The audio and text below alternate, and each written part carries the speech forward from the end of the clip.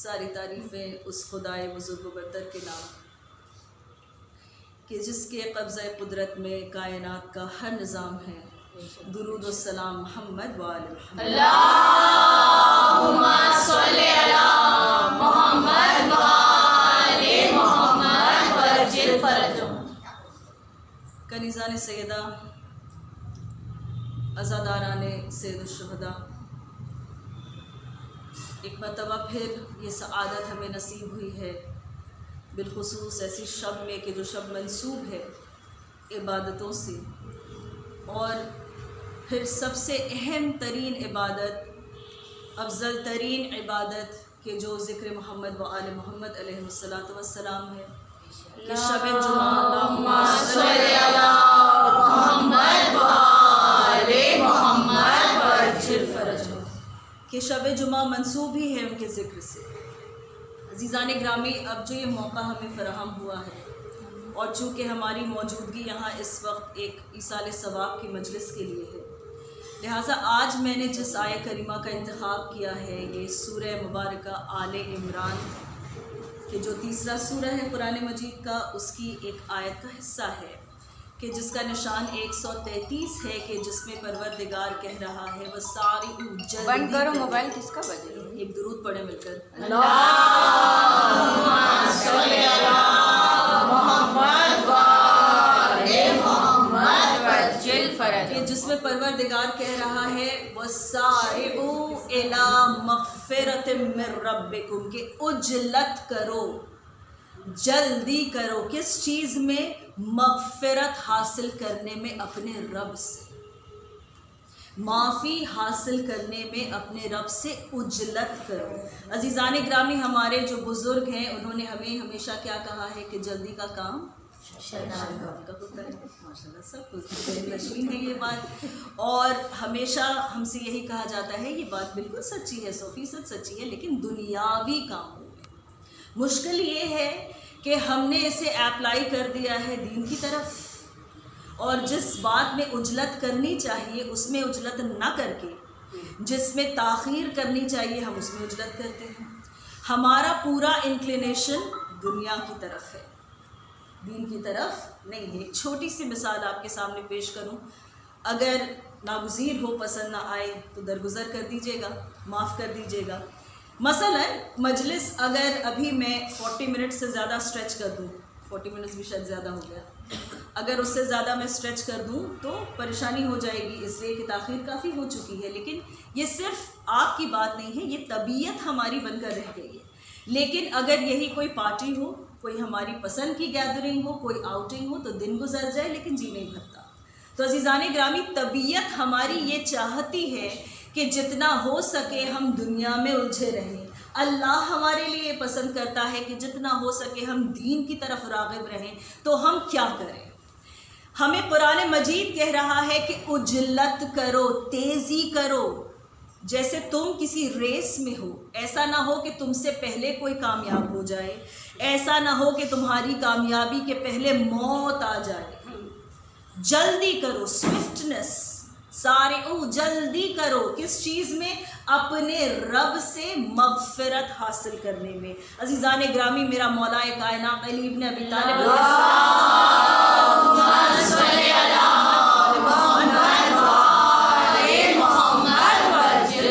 میرا مولا آخرت کے بارے میں کہتے ہوئے فرماتا ہے ہائے افسوس. افسوس کس کے لیے ہے؟ ہمارے لیے ہے. ہائے افسوس کہ زاد راہ بہت کم ہے، راستہ بہت طویل ہے. جو پریپریشن ہے راستے کے لیے وہ بہت تھوڑا سا ہے، راستہ بہت طویل ہے. اور پھر میرا مولا کیا کہتا ہے کہ جو وادیاں ہیں راستوں میں، جو منازل ہیں وہ بہت دشوار ہیں، بہت پرخار ہے. میرا مولا کہتا ہے خوف ہی خوف ہے. یہ انسان کی آخرت کا پریڈیکمنٹ ہے جس سے وہ باہر نہیں نکل سکتا، جس سے وہ آگے نہیں بڑھ سکتا. تو عزیزان گرامی، جب یہ کیفیات ہمیں معلوم ہیں تو پھر ہم کیوں نہیں تیزی کرتے، پھر ہم کیوں نہیں عجلت کرتے، پھر ہم کیوں نہیں ایگر ہیں، ہمیں انٹرسٹ کیوں نہیں ہے؟ عزیزان گرامی، ہم نے کیوں مغفرت کے اس معاملے کو اللہ سے اٹھا کر طاق پہ رکھ دیا ہے کہ جب وقت آئے گا تو کریں گے، کہ جب وقت آئے گا تو کریں گے، ایک عمر گزر جائے گی گناہوں میں ملوث ہو کر، اور اس کے بعد مصلی پر بیٹھ کے قبلہ رخ ہو جائیں گے. بھائی یہی تو ہوتا ہے نا. ایک درود پڑھ دیں مل کر. اللہم صلی علی محمد و آل محمد وعجل فرجہ. اللہم صلی علی محمد و آل محمد وعجل فرجہ. تو عزیزان گرامی، توجہات آپ کی اس طرف مائل رہیں، بہت زیادہ وقت نہیں لوں گی انشاءاللہ آپ کا. تو قرآن مجید یہ حکم دے رہا ہے کہ اجلت کرو. آپ کے امام نے آپ سے کہا کہ خوف ہی خوف ہے، اس لیے کہ جو منازل ہیں اس طویل اور کٹھن راستے کے وہ بہت زیادہ دشوار ہیں، بہت پرخار ہیں. میرا مولا کہتا ہے وادیاں پرخار ہیں، ان سے بچ کر نکلنا آسان نہیں ہے. اور عزیزان گرامی، ہم نے کیا تیاری کی ہے؟ اللہ کہہ رہا ہے کہ تم جلدی کرو مغفرت حاصل کرنے میں، اس لیے کہ میں نے جو جنت خلق کی ہے وہ تمام زمینوں اور تمام آسمانوں کے اس پھیلاؤ سے بھی بڑی ہے، کم از کم اس کے برابر ہے. امپلیکیشن یہ ہے کہ کم از کم یہ مثل اس لیے دی گئی ہے کہ انسان کا ذہن سمجھ جائے، ورنہ جنت کی حدیں اس کے خالق کے سوا کوئی طے نہیں کر سکتا. محدود ہے یا نہیں ہے ہم یہ نہیں جانتے، لیکن ایک ایسی اینالوجی اللہ نے دی ہے تاکہ انسان سمجھے. جیسے ہم تصور بھی نہیں کر سکتے کہ جتنی زمین کا پھیلاؤ ہے یا آسمان کا ہے، ان دونوں کی اس کشادگی کو ملا کر کوئی ایک شے ہو، لیکن اللہ کہہ رہا ہے ایک زمین کا تصور نہیں ہے اور ایک آسمان کا تصور نہیں ہے، پلورالٹی ہے. اللہ کہہ رہا ہے زمینوں اور آسمانوں کی کشادگی کے برابر جنت خلق کی ہے. کس کے لیے؟ تمہارے لیے. کس کے لیے خلق کی ہے؟ اپنے بندوں کے لیے خلق کی ہے. تم مغفرت میری حاصل کرو، میں بیٹھا ہوں تمہیں داخلہ دینے کے لیے. اللہ نے یہ امید دلائی ہے اپنے بندے کو کہ بہت گنجائش ہے جنت میں، بہت کشادگی ہے جنت میں. تم مغفرت تو حاصل کرو، تم مغفرت تو حاصل کرو. اس کے بعد کیا کہتا ہے؟ اعدت للمتقین. لیکن اس وسیع اور کشادہ جنت میں میں داخلہ اسے ہی دوں گا کہ جو متقی ہوگا، کہ جو متقی ہوگا. اللہ نہیں کہتا کہ مسلمان ہوگا، اللہ نہیں کہتا کہ مؤمن ہوگا، اللہ نہیں کہتا کہ صاحب اعمال ہوگا. یہ بات امپلائیڈ ہے، اس لیے کہ اللہ کہتا ہے کہ وہ متقی ہوگا. متقی کہتے اسے ہیں کہ جو تقوی پرست ہو. تقوی یعنی خدا کا خوف، خدا کا خوف. ایک چھوٹی سی اگزامپل دے کر میں اس بات سے آگے نکل جاؤں. آپ نے بارہا سنا ہے مجھ سے کہ جب ہم پبلک سپیسز میں ہوتے ہیں، چاہے کوئی نہ ہو، ہمیں پتہ ہوتا ہے ایک سٹیکر لگا ہوا ہوتا ہے جس میں یہ لکھا ہوتا ہے you are under CCTV surveillance, آپ پہ نظر ہے. ٹھیک ہے نا؟ تو عزیزان گرامی، یہ بات اگر انسان اپنے ذہن میں بٹھا لے کہ آپ پر نظر ہے تو پھر کبھی غلطی نہیں کرے گا. میرا مولا اتنی خوبصورت بات کہتا ہے، سوائے مولا کائنات کے اس انداز سے کوئی کہہ ہی نہیں سکتا. انسان اگر درک کر لے اس حدیث کے معنی کو تو شاید اس کی جان نکل جائے. میرا مولا کہتا ہے کہ خیرات کر کے، نیک عمل کر کے ویسے ہی بھول جایا کرو. اشتہار نہیں ہے، ویسے ہی بھول جایا کرو. خود کو بھی یاد نہ دلاؤ، دوسرے کی تو بات ہی کچھ اور ہے. تم نے جس پہ احسان کیا یہ اس کو یاد دلانے کی بات نہیں، خود کو بھی یاد نہ دلاؤ کہ میں نے کسی کے ساتھ نیکی کی. میرا مولا کہتا ہے کہ نیک عمل، کسی کے ساتھ خیرات کر کے ایسے بھول جایا کرو کہ جیسے گناہ کرتے وقت تم اپنے رب کو بھول جاؤ. کیا بات ہے. ایک درود پڑھے نا. اللہم صلی علی محمد و آل محمد وعجل فرجہ. احساس ہے اس کے وجود کا، یقین ہے اس کے وجود پر، لیکن احترام نہیں. اسی لیے انسان گناہ کرتا ہے، اور جب انسان گناہ کرتا ہے تو کیا ہوتا ہے؟ جب انسان گناہ کرتا ہے تو وہ ذلیل ہوتا ہے، اس کا نفس ذلیل ہوتا ہے. جب اس کا نفس ذلیل ہو جاتا ہے تو اسے اپنے رب کی بارگاہ میں جانے میں شرمندگی محسوس ہوتی ہے. شرمندگی محسوس ہونے کے بعد آہستہ آہستہ اگر اس نے خود کو نہ روکا تو وہ گناہوں کا عادی بن جاتا ہے، گناہوں کا وہ عادی بن جاتا ہے۔ پھر اس کے اندر یہ احساس بھی پیدا نہیں ہوتا ہے کہ میں نے کوئی غلطی کی ہے۔ عزیزان گرامی، یہ جو مجالس کا سلسلہ ائمہ معصومین علیہم الصلاۃ والسلام نے ہمارے لیے بنایا ہے، یہ پورا نظام اس لیے ہے کہ جب انسان اپنی اس پریشان کن زندگی سے ایک وقفہ نکال کر اس فرش پر آ کر بیٹھے اور ان کا ذکر سنے تو یہاں سے جب اٹھے تو بہتر بن کر اٹھے۔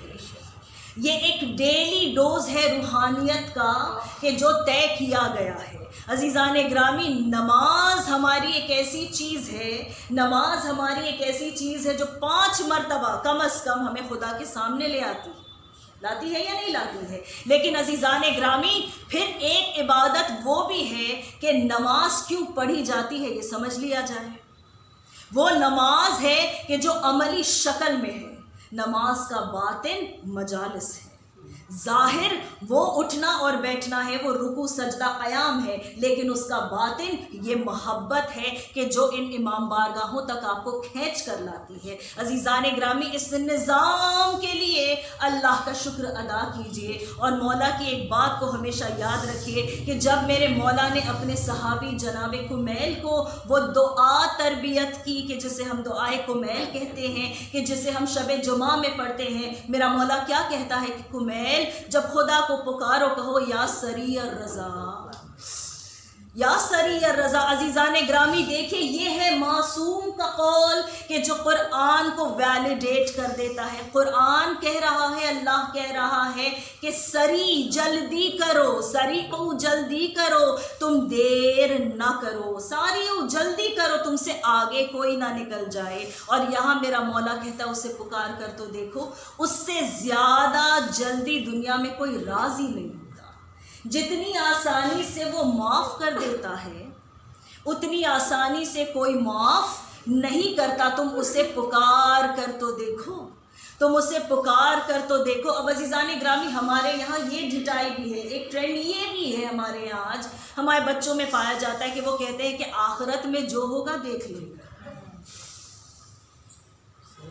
A lot of people say that کہ آخرت میں جو ہوگا دیکھ لیں گے، میں اپنے اعمال کے لیے ذمہ دار ہوں، میں اپنی قبر میں تنہا رہوں گا یا رہوں گی۔ عزیزان گرامی، بے شک ہر کوئی اپنے اعمال کے لیے ذمہ دار ہے، اور کوئی نہیں کہہ سکتا کہ کس کے اعمال اللہ کی نظر میں کیسے ہیں۔ ایک چھوٹی سی بات آپ کے سامنے پیش کروں اور پھر زیادہ وقت میں نہیں لوں گی آپ کا، کہ جناب موسیٰ علیہ السلام کے دور میں ایک شخص تھا کہ جو جب اس دنیا سے چلا گیا، فوت ہو گیا، تو اسے بظاہر اتنا زیادہ گناہگار لوگوں نے سمجھا اور جانا کہ اسے دفن و کفن ان کی جو اپنی ترتیب تھی اس کے حساب سے دینا گوارا نہیں کیا، اور اس کی لاش کو لے جا کر ایک کوڑے کے ڈھیر پر، ایک گاربیج ڈمپ پر انہوں نے ڈال دیا، شہر سے باہر، اس گاؤں سے، اس قریے سے باہر ڈال دیا۔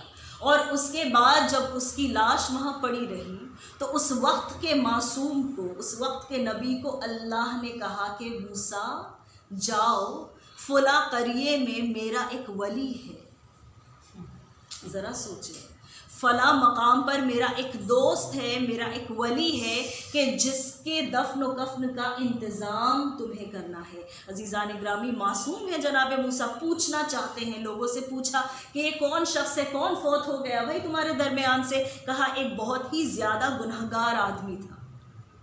لوگوں کی نظر میں کیسا تھا؟ بہت ہی زیادہ گناہگار تھا۔ عزیزان گرامی، اس بات کو آپ کے سامنے دہرانا ہرگز میرا مقصد یہ نہیں ہے کہ انسان گناہ پر مطمئن رہے، نہیں، بالکل نہیں، لیکن سب سے بڑا گناہ یہ ہے کہ انسان سوچ لے کہ میں نے کوئی گناہ کیا ہی نہیں، اور دوسرا جو ہے اس کو جج کرنے کا حق میرے پاس ہے، یہ بہت بڑا گناہ ہے۔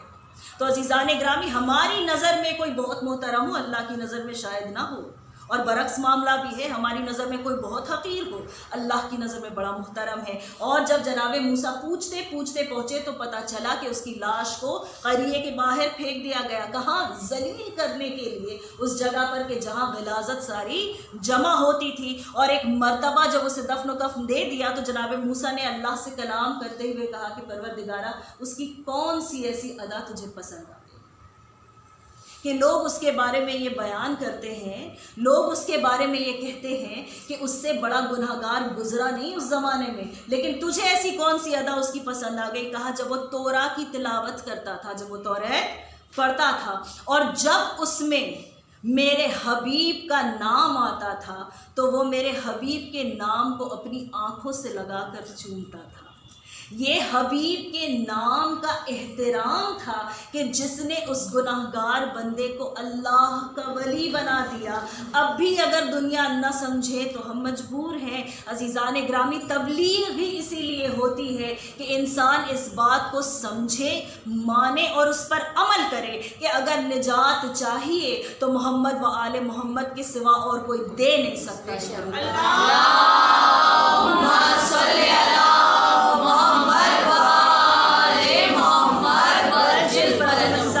جب مولا کائنات سے، جیسا کہ میں آپ کے سامنے عرض کر رہی تھی کہ لوگ کہتے ہیں کہ ہمیں نہیں چاہیے جنت، کیا ملے گا جنت میں؟ we live only once، ایک ہی زندگی ہے، پھر اللہ معاف کر دے گا۔ ہم تو مجلسوں میں جاتے ہیں، ہم تو شب جمعہ نماز بھی پڑھ لیتے ہیں، ہم تو جمعہ بھی کبھی مس نہیں کرتے، ہے نا عزیزان گرامی؟ ہم سورج کے غروب کے 15 منٹ پہلے ظہر اثر ادا کرنے کے لیے کھڑے ہو جاتے ہیں۔ There are so many people جن کو نہیں پتا کہ ظہر کے بھی گزر جانے کا ایک وقت ہے، مغرب کے بھی قضا ہو جانے کا ایک وقت ہے یا نہیں ہے؟ تو عزیزان گرامی ان چیزوں کو انسان سیریسلی نہیں لیتا، اور کیا کہتے ہیں کہ آخرت کا آخرت میں دیکھ لیں گے، وہ معاملہ بعد کا ہے، وہ معاملہ بعد کا ہے۔ چلے نیگیٹو ہم کوئی بات نہیں کرتے، میں تو بالکل کرنے کی حیثیت ہی نہیں رکھتی ہوں، بالکل نہیں۔ عزیزان گرامی موٹیویشن کے لیے ایک بات سنتے چلیں کہ کسی نے مولا علی سے پوچھا کہ مولا جنت میں کیا ایسا خاص احساس ہوگا، جنت میں ایسی کون سی خوبی ہے جو مجھے آپ کے پاس بیٹھ کر ابھی نہیں مل رہی؟ مولا نے مسکرا کر کہا کہ جنت میں اگر تو چلا گیا تو تیرے پاس ہمیشگی آ جائے گی، خلودگی آ جائے گی۔ یہ جو دنیا کا رونا ہے، ہر پوئٹ نے، ہر شاعر نے، ہر سوچنے والے مفکر نے کہا ہے کہ یہ دنیا جو ہے اس کا سب سے بڑا غم یہ ہے کہ یہ فانی ہے، ہر چیز کو زوال ہے، ہر چیز کو زوال ہے نا؟ کیٹس کہتا ہے وہ بیوٹی کی ناٹ کیپ ہر لسٹرس آئیز، ہر حسن اپنے عروج سے ڈھلتا ہے، ہر عشق اپنے عروج سے ڈھلتا ہے، ہر چیز کو زوال ہے۔ میرا مولا کیا کہتا ہے؟ اگر جنت میں جاؤ گے ہمیشگی حاصل ہو جائے گی، خلودگی حاصل ہو جائے گی، جیسے ہو ویسے ہی رہو گے، کبھی زوال پذیر نہیں ہوگے۔ کہا مولا اور کیا؟ کہا کہ اللہ کی رضا ملے گی اور اللہ تم سے راضی رہے گا۔ عزیزان گرامی اس وقت ہم یہاں موجود ہیں، انشاءاللہ کہ اللہ ہم سے راضی ہے۔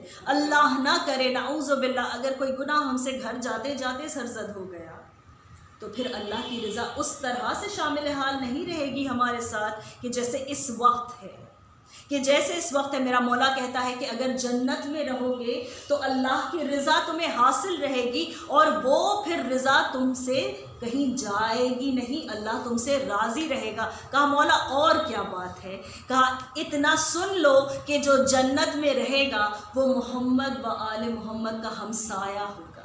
اللہم صلی علی محمد و آل محمد وجل فرجہم۔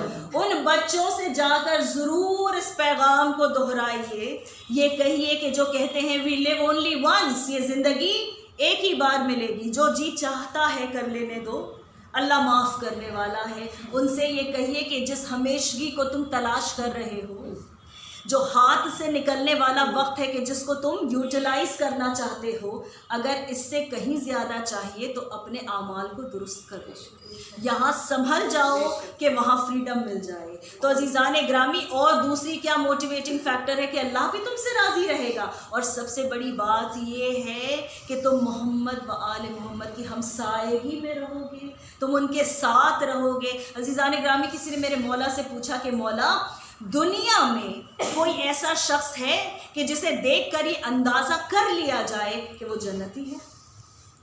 بڑے خاموش ہو گئے ہیں، گرو تو بڑا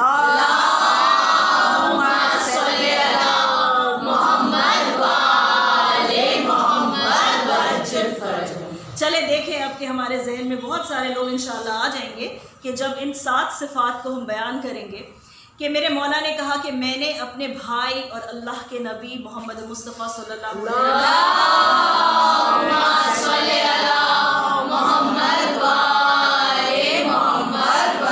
وسلم سے سنا کہ اگر یہ 7 صفات کسی میں ہوں تو وہ شخص چلتا پھرتا جنتی ہے، اسے دیکھ کر اندازہ کر لینا کہ وہ جنتی ہے۔ کہا سب سے پہلی صفت اس کی یہ ہے کہ اس کے چہرے پہ ہمیشہ ایک مسکراہٹ رہتی ہے۔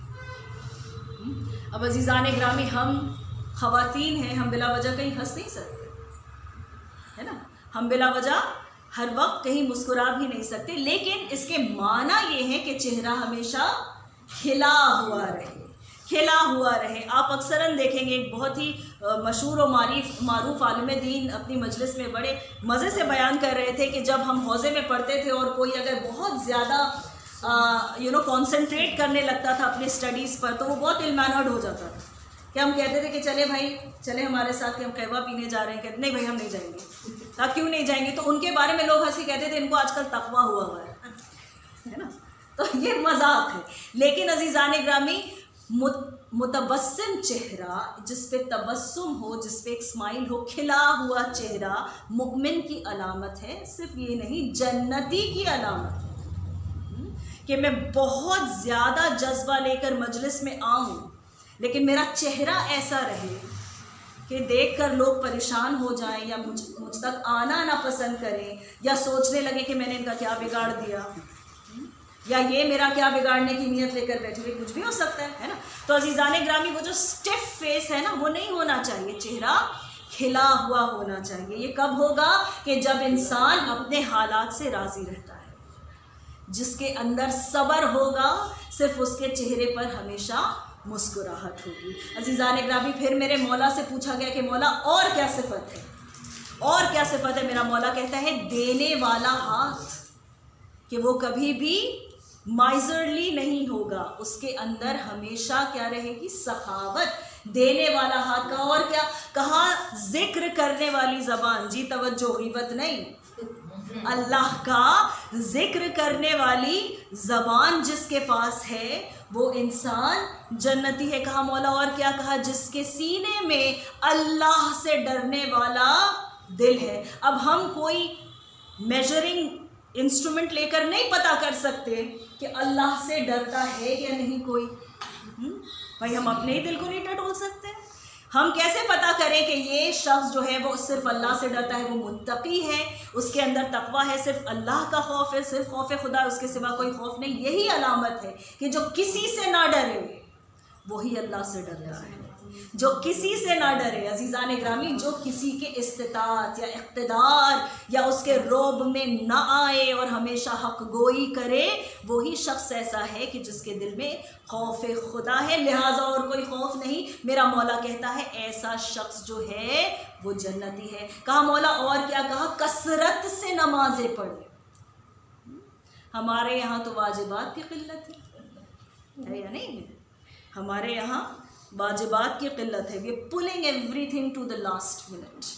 فجر کی قضا عصر کی قضا ہو جانے کے پہلے پڑھنا ہے۔ بھائی ناگوار گزرے بات تو معاف فرمائیے گا، میں اپنی بات کر رہی ہوں، لیکن اکثریت ہماری یہی کرتی ہوئی ٹیک اٹ ریلی ایزی، لیکن ایسا نہیں ہونا چاہیے۔ میرا مولا کیا کہتا ہے؟ کثرت سے نمازیں پڑھو۔ اپنا وقت دو اس چیز کو، اللہ سے گفتگو کرنے کا شوق پیدا کرو اپنے دل میں۔ پھر میرا مولا کہتا ہے وہ شخص جنتی ہے جو روزے بڑے احتیاط سے رکھتا ہے۔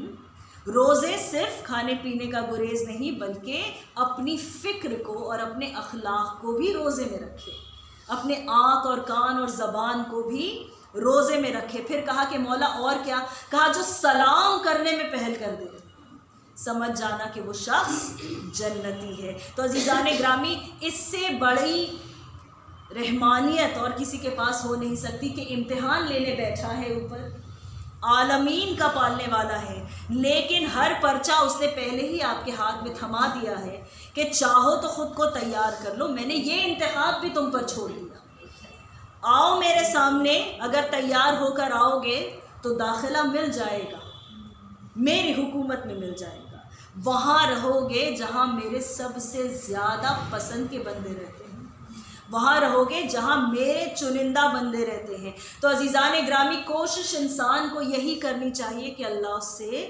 راضی رہے۔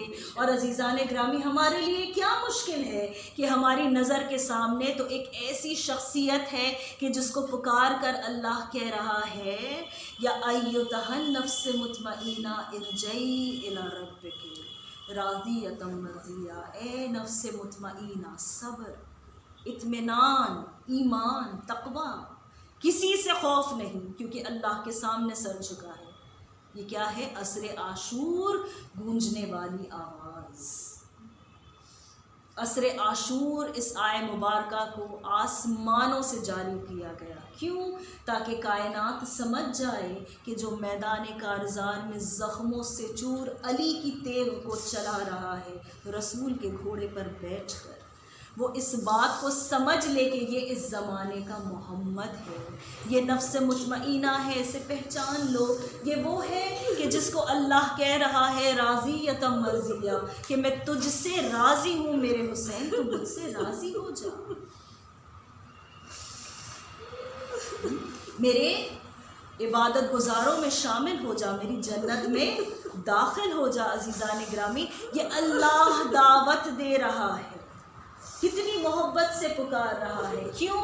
اس لیے کہ جب سے صبح عاشور نمودار ہوئی اور میرا مولا تیار ہو گیا وعدہ طفلی نبھانے کے لیے، وعدہ نانا نے کیا تھا، نبھایا حسین نے۔ عزیزان گرامی، جب میرا مولا تیار ہو گیا، صبح سے لے کر عصر تک جو کچھ حسین کے پاس تھا، حسین نے اللہ کی راہ میں ایک ایک کر کے قربان کیا، اور ہر بار سجدہ شکر کر کے اس بندے نے کہا کہ میرے رب، اے میرے پالنے والے، یہ میرے اصحاب تیرے لیے، یہ میرے انصار تیرے لیے، یہ میرے بھانجے بھتیجے تیرے لیے، یہ میرا بھائی تیرے لیے، یہ میرے بیٹے تیرے لیے، یہ میری گردن تیرے لیے۔ عزیزان گرامی، جب سب کچھ لٹا دیا حسین نے، جب سب کچھ لٹا دیا، جب فنا فی اللہ ہو گیا میرا مولا، تو اللہ نے کہا حسین تو نے سب کچھ اپنا میرے لیے لٹایا، آج سے میرا جو کچھ ہے وہ سب تیرا، وہ سب تیرا ہوا، میں نے شفاعت کا اقتدار تیرے ہاتھ میں دے دیا حسین، تو جسے چاہے معاف کرے، تو جسے چاہے نجات بخش دے، حسین یہ حق میں نے تیرے ہاتھ میں دے دیا، جزاکم ربکم، خدا آپ کو کسی غم میں نہ رلائے سوائے غم محمد وآل محمد۔ عزیزان گرامی، میری بیوی خیر النساء سلام اللہ علیہ فرماتی ہے کہ میرے لال حسین کے مسائب بڑے سخت تھے، لیکن جو سب سے بڑی مصیبت میرے لال پر پڑی وہ ان لمحات میں پڑی کہ جب میرا لال آخری وداع کے لیے خیام تک آیا۔ عزیزان گرامی، بی بی نے تاکید کی ہے کہ جب حسین کی شہادت پڑھو، حسین کی رخصت ضرور پڑھنا۔ عزیزان گرامی، کس میں تاب ہے کہ کوئی بیان کر لے، یا کوئی تصور کر کے برداشت کر لے، یا کوئی سمجھ جائے کہ حسین کی تنہائی کیسی شدید تنہائی تھی۔ अज़ीज़ान ग्रामी, मेरा मौला जब अपनी बहनों से रुखसत होने के लिए आया, मुख्तसरन पेश कर रही हूँ कि मेरा मौला जब अपनी बहनों से रुखसत होने के लिए आया तो एक अजब मंजर था। तमाम बीवियों ने एक हिसार में मेरे मौला को लिया। जब मेरा मौला सब पर सलाम करके निकलना चाहता था, एक मर्तबा हर बीवी दामन से लिपटती थी।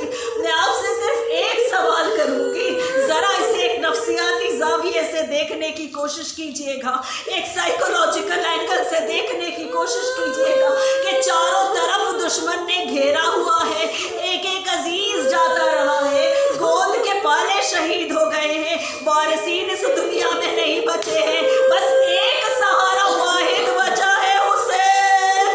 अब वो भी जा रहे हैं। जरा तसव्वुर करें बीबियों के दिल का क्या आलम होगा। अरे बहनें रास्ता रोकती हैं, अरे कदमों से लिपट कर कहती हैं आका कुछ देर हो।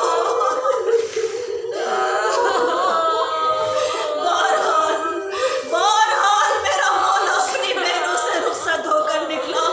जब अपने लाल सैयद सज्जाद के पास आया रुमूज़े इमामत हवाले करने के लिए, एक मर्तबा शाने को हिलाया। सज्जाद ने आंखें खोली, क्या देखा कि ज़माने का इमाम सर से पैर तलक, अरे जख्मों से चूर है। मेरे मौला ने नहीं पूछा कि बाबा आपका ये आलम कैसे है। अरे एक मर्तबा मुखातिब किया फूफी ज़ैनब को, कहा फूफी अम्मा मेरा चचा अब्बास कहाँ है।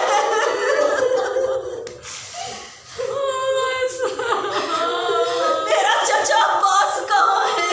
अरे जब ज़ैनब ने रोकर कहा शेर तराई पर सो गया, अरे एक एक के बारे में पूछने लगे। अरे अपने बीमार बेटे की इस तकलीफ को कम कैसे किया हुसैन ने। मेरा मौला कहता है मेरे लाल सैयद सज्जाद, मुख्तसर यही है कि मर्दों में तुम्हारे और मेरे सिवा कोई बाकी नहीं है। मेरे लाल कोई बाकी नहीं है। अरे सज्जाद इसरार करते हैं कि ऐसा दिया जाए, नेज़ा दिया जाए कि जाकर बाबा का दिफा करे। मेरे मौला ने जब जुमला कहा सज्जाद सब्र करो, ये वक्त तुम्हारे जिहाद का मुअय्यन नहीं है। हम जाते हैं नाना के वादे को मैदान कारज़ान में निभाने। ए सज्जाद इसके बाद एक इससे बड़ा जहाद शुरू होगा। अरे वो मारका तुम्हें तन्हा सर करना है मेरे लाल, वो जिहाद अकबर है। फूफियों को, बहनों को, माओ को लेकर बाजारों में सरनंगे फिरना है सज्जाद। हौसला ना हारना मेरे लाल। अरे कहकर मेरा मौला एक मर्तबा निकला।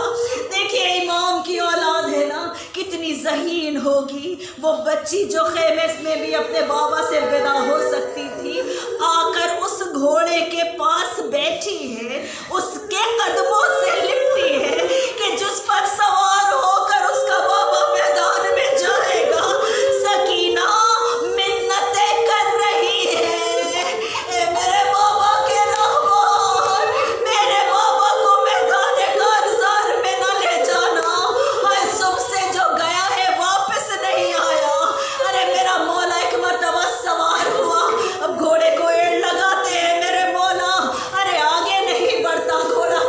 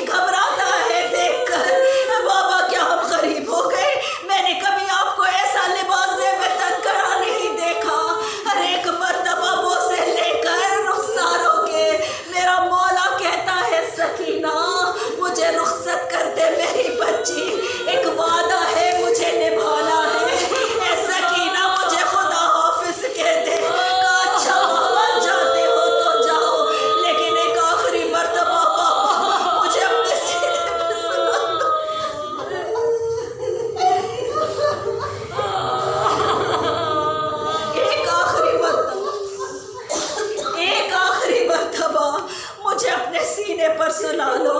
मैं नहीं जानती मेरे मौला ने किस अज़्म से अरे अपनी बच्ची को सुलाया अपने सीने पर। जलती हुई रेत पर दो जहां का मालिक लेट गया, सीने पर नन्ही सी मासूम बच्ची है। मेरा दिल कहता है मेरे मौला ने कभी रुखसारों को सहलाया होगा, कभी कानों की लबों को टटोला होगा, अरे कभी रिदा को महसूस किया होगा। अरे जो इनमें गैब रखता हो वो क्या नहीं जानता कि इसके बाद बच्ची के साथ क्या पेश आने वाला है। अभी सकीना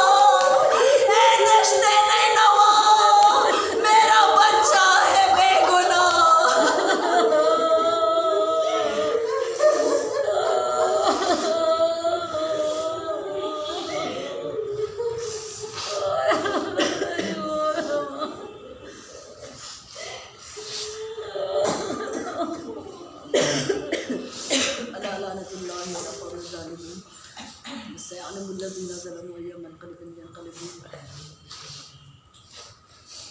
آپ سب سے گزارش ہے کہ ایک مرتبہ سورہ فاتحہ 3 مرتبہ سورہ اخلاص میں درود کی تلاوت فرمائیں.